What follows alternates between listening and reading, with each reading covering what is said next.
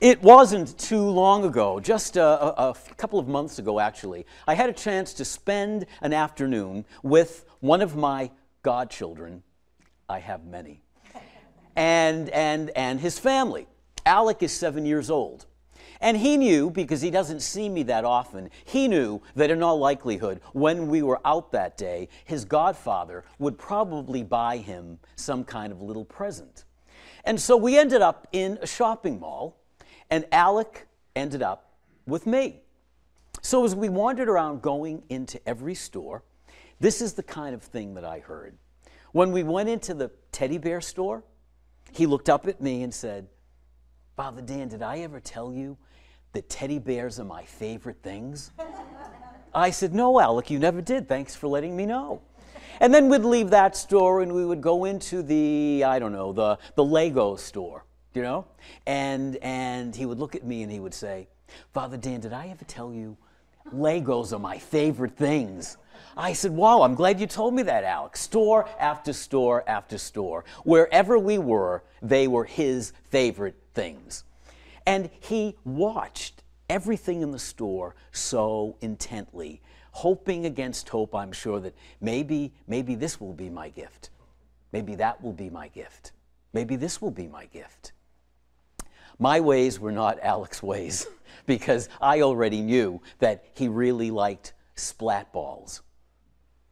2 for $10, not bad. So I had the gift already in my mind. He looked intently, not knowing where the gift would come from, but I already had the thing planned in my head. That first reading once again reminds us to seek the Lord where he may be found. That really is an invitation to you and to me to spend each moment of every day wisely, because God's ways are not our ways. We don't know where he's going to surprise us. We don't know exactly where he will be found. You know, in one way, it's easy to come to church and seek the Lord. You know you're going to find him in his word. You know you're going to find him in the Eucharist when he shares once again the miracle of his body and blood with us.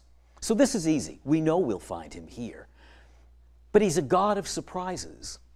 He's a God that does things we don't expect. That's why Jesus tells this story about the landowner who gives the people that started work at 4:45 the same thing that he gave the people at 9.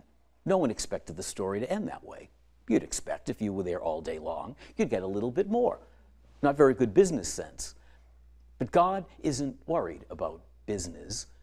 God is worried about life and compassion and welcome and goodness and kindness and light. And so, we don't know where we're going to find him. We do know we'll find him. Seek the Lord, he will be found. Call to him, he will be near. But he wants us to find him in one another. He wants us to find him, as Pope Francis reminds us so often. He wants us to find him in the poor, in the brokenhearted, in the needy.